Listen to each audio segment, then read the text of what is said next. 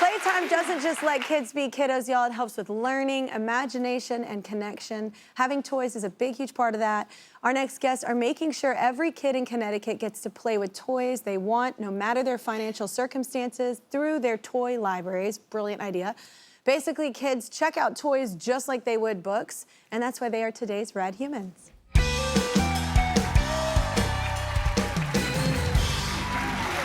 So from traveling toys, everybody say hello to Diana and Mary. Give it up. So Mary, I'm gonna start with you. Welcome to the show, first of all, ladies. Thank you for being here. This is a brilliant idea. What made you want to start this? Like, where did this idea spark come from? Oh, well, thank you for having us. Yeah. Well, Diana and I have been friends for a really long time. We met through our husbands, actually, and so in about 2017, we were trying to think of something that we could do together. We wanted to do something with children because we're both moms and Diana's a grandmother.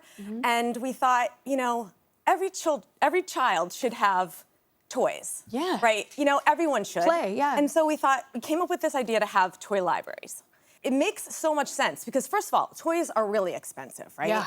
And who wants to have all these toys in your house when your kids actually really don't want to play with them after about a week, right? Girl. So, I mean, and they're on to the next. I mean, that's the thing. And then we thought, well, this is great because you can try before you buy.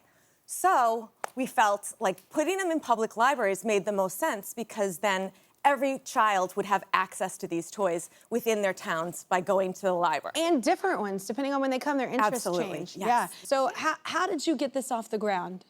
Well, we approached Westbrook Public Library first, and we met with the children's librarian. We pitched our idea to her, and within a few minutes, she said, yes, what do we need to do?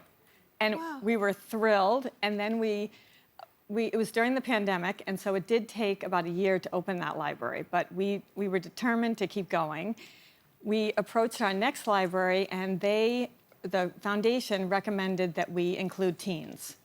So since then, we have always included teens. And now we have 18 public toy libraries within the public libraries in Connecticut. Yeah. And we have 4 more that will open this summer, and we have 3 where we have funding for. We're just thrilled with where we are. We found out that our numbers for 2023, we had 22,000 toys circulating. And in 2024, when I figured out the numbers, I actually called Mary and said, I think you need to sit down. The number is 70,000 now. That's incredible. Yeah. Look at the reach. Y'all were like talking about it in the kitchen or something, and it's grown to this massive thing that's making such a cool impact on communities everywhere. What a cool legacy to leave behind.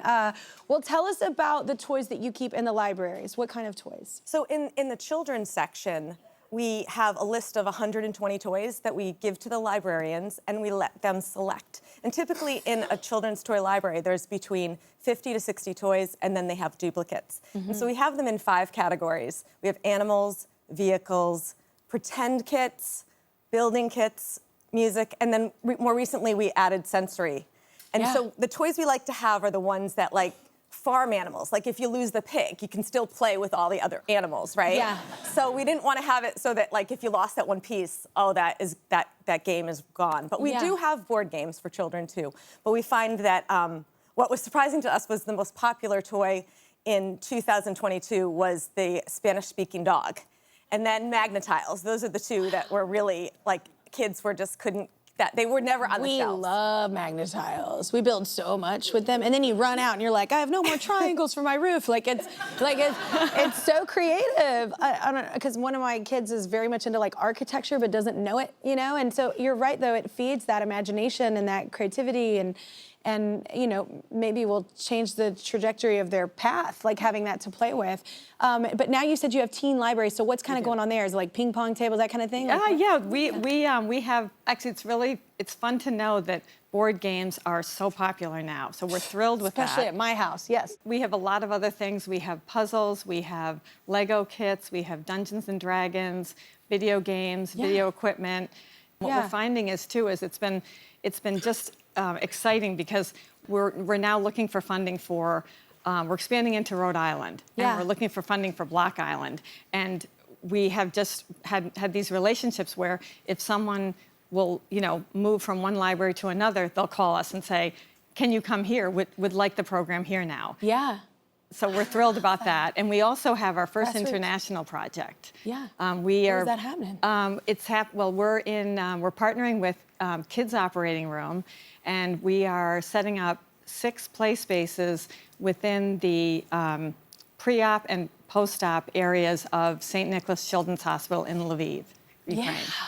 Our next guest is a librarian at the Ansonia Public Library. Everybody say hello to Jen. Give it up. Welcome Thank you to the so much for show. having me. Yes, absolutely. Let's talk about this. How did Traveling Toys end up at your library? So the ladies called in about 2023 saying that we want to sponsor a toy library at the Ansonia Library.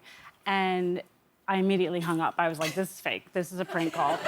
This is not That's my true. favorite part of the story. It is not real. It's not a real thing. Okay. I get calls as a librarian. I get calls all the time. People want me to put their book on the shelves or host their programs. And so thank God you guys called back. Yeah. When they called back and told me about their program, I was like, I don't know. Let's see. So I researched it a little bit more, talked to some of the other libraries that they had worked with, and all of them were like, no, this is legit. This is real. They're like toy fairy godmothers. Yeah. So we jumped in and said yes, and 2 years later, we have this bustling teen and toy library in our library. Yeah. Which is so cool, too, because it kind of reimagines what a public library can be for the whole community as well. Absolutely. Which is, that's a great thing as well. So how does the library, like the toy library, I hear that you feel like it closes the economic gap, right? Yeah, so kids are expensive, right? Amen. They come with a lot of things, they need a lot of things, and that stuff all costs a lot of money. So for us, it eases the financial burden on families in our community.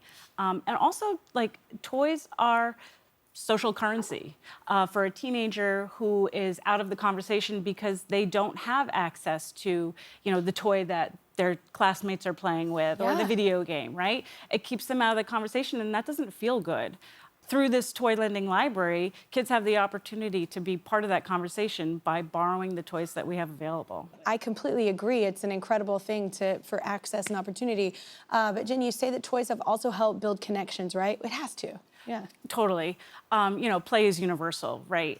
So for me, to have watched, especially with the teens, coming in, we're a school bus drop. They get dropped off, they come and hang out, and you watch them, they're on their phones or they're just vegging out. And so for me, how do I get these guys to engage? So saying to them, we have so many toys downstairs that you can come and take advantage of. Yeah. I set up a ping pong table, and then the next day they came back and they're like, we loved it, can we do it again? I'm like, yeah, please do. Yeah. And then the next day they brought friends and they're like, can we do it again? I'm like, guys, you can do this all the time. And you're actually creating a safe environment for Absolutely. that. And there's nothing that a librarian wants more than to have the library be part of the routine of people. And really a part of the community. Yeah. You wanted to say something to Diana and Mary, right? Absolutely. You have touched so many lives in so many ways. When I originally called those librarians and they said that you are the toy fairy godmothers, they were so right. And I'm so grateful that you chose to sprinkle fairy dust on Ansonia and the Ansonia Library. And I know all the other libraries that you've worked with feel the same way. Fred Rogers said that play is the hard work of childhood. And these ladies have made it possible for people to have access to toys for children to do that hard work. And create a stronger community. Can I just say that the librarians are our rock stars, though, because they bring this. They implement. Bring it to life. In their community. I mean, we wouldn't have it without people like Jen. Yeah. All right. Well, Mary and Diana, we know that you're familiar with MAGNA-TILES. We were discussing it earlier. The original magnetic building sets brand, and they want to help Traveling Toys build on. So they're donating $5,000 just to help out.